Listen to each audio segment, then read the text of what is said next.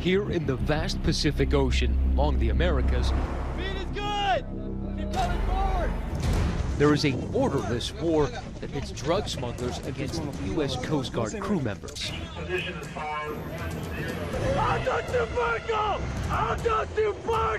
Moments like this are the latest frontier of drug busts,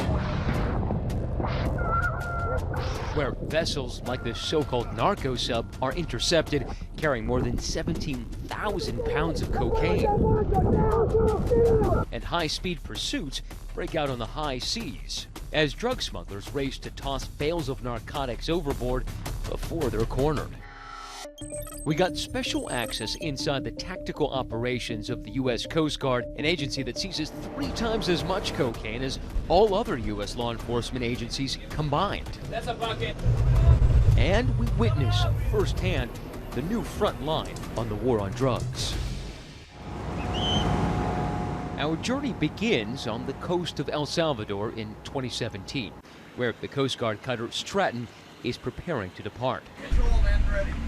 This crew patrols the Eastern Pacific with the help of other agencies and even international partners. Its mission? To find and intercept drug boats carrying uncut cocaine before they can reach land. These waters, officials say, now are the preferred routes to smuggle dope.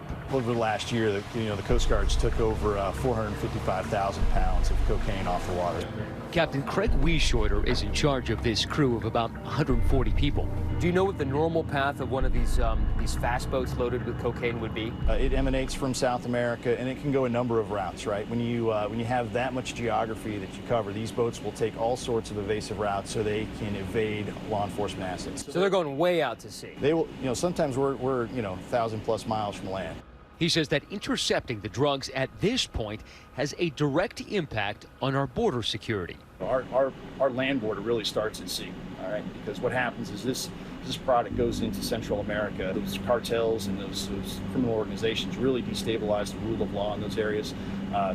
So much so that folks migrate to the United States. They want a better place to live. It stabilizes them and then places pressure on our southwest border. Make sure to get some rest before we potentially have another long evening tonight. In between drug busts, this crew is always at the ready. That means constantly maintaining the mind and body and boat. Right now we're finishing up boat checks. We do them every morning for each boat. When Janae Davis first joined the Coast Guard, she didn't realize just how much of her job would be on the front lines of the drug war. When people tend to ask me, what it is I do, I usually just tell them, I drive boats and I shoot guns, and that pretty much sums it up. This crew takes us deep into the belly of the Stratton to this extremely secure storage room, already stuffed to the ceiling with bales of confiscated cocaine, the result of about a month's worth of open ocean busts. Back in the 90s, a lot of this movement of contraband came through the Caribbean. But they've come out here to the Eastern Pacific where they have a bigger playground to move their illegal gains. But in this playground deep in the Pacific, the Coast Guard says it has the upper hand, armed with the latest technology and ammunition. Technology has played a huge role. That really gives us an edge on tracking down targets and, allowing us to catch the bad guys. While we're there, a tip comes in from one of the Coast Guard's partners, flagging a potential smuggling boat. So the crew launches its drone to serve as eyes in the sky. And within minutes, it precisely locates the alleged smugglers. It's go time. It takes just minutes for a team of 8 to gear up. If we get eyes on these guys, we're going to take them down. The team splits up into 2 smaller boats. Soon enough, they're at full throttle. It's almost like you're on a roller coaster where your heart's beating out your chest, but then once you're on the ride, you're on the ride. In about 15 minutes, the first boat reaches the suspects. With their hands up, they surrender. 3 Coast Guardsmen jump on board to take them into custody. That as the second boat collects bales of suspected contraband that were thrown into the ocean during the chase. How important is it to actually pick up the evidence? To charge these folks with a crime, you're going to need some sort of evidence, right? So you need to pick up at least a representative sample of what they were tossing over the sides. After hours of gathering over a dozen heavy bales, the job isn't done. They've got to test it on the spot to confirm it's indeed cocaine. In one case, we were able to take about a ton of dope off the water. That's about $3.5 million for that amount. Get him on. The evidence and the suspects transferred to the cutter. These are pretty low-level guys. It all depends. You never know what you get out at sea. So each guy that we interdict could have potential information on someone else in a network. And the idea is that if you flip the guys that you already bust, then you get information that helps you find the next guys. Absolutely. It's a big cycle of success, right? So you stop one guy, you may get some information that leads you to a different, operational case, or you may get some information on the leadership of a certain criminal network, right? And that's what's important, right? Despite claims of success, some critics question just how helpful the information gleaned from these types of detainees actually is. Coast Guard officials and others that I spoke with, and a federal judge speaking on the bench in a case I reported on, said quite clearly, most of these men are at the very bottom of the ladder in these drug organizations and very often don't know anything at all about what it is that they're doing. Reporter Seth Freed Wessler spent about a year looking into the Coast Guard's treatment of people in its custody, interviewing about 24 detainees. His investigation, first published in 2017 in the New York Times Magazine, was titled "The Coast Guard's Floating Guantanamos." These drug interdictions in international waters can be spectacular, and we see these images, but what we don't see is what happens after the interception, when people are held in really troubling conditions aboard American ships. The ships don't have, say, cells where they would hold detainees. Instead, people are being shackled by an ankle to a cable or a peg on the ship itself and just held there, sometimes given a thin mat to sleep on. And it raises serious questions about the violation of these suspects' rights, their human rights, and their rights under U.S. law.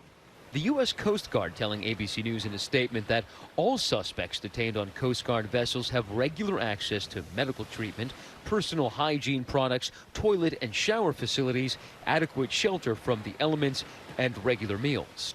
Our cameras were not permitted to film detainees once they were brought on board the cutter.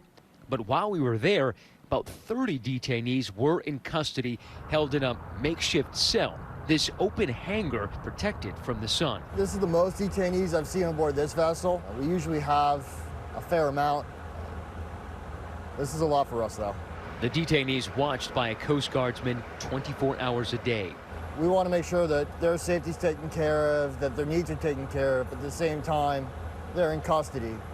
They're handcuffed and are not free to roam the vessel. In June of this year, the ACLU filed a lawsuit against the U.S. Coast Guard, alleging what it calls inhumane treatment of 4 Jamaican fishermen who were detained at sea.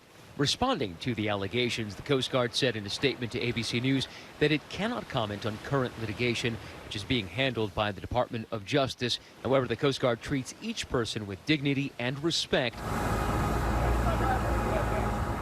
Back on the Stratton, takes dozens of crew members to transfer all those confiscated bales from the latest interdiction. In 2018 alone, the Coast Guard confiscated 460,000 pounds of uncut cocaine, which equates to roughly 4.18 billion individual doses, enough to provide a daily dose of cocaine to every person in the United States for 13 consecutive days. People can't even really fathom until you're out there lugging 3,000 pounds of pure cocaine off the boat. A few weeks later, back on land in San Diego, the bales of cocaine are counted and turned over to the DEA. What you're looking at here is $700 million worth of pure, uncut cocaine. This is a result of 45 days of patrolling. Pretty amazing when you look at it. And for the Stratton crew, a fleeting moment to reflect on the greater mission.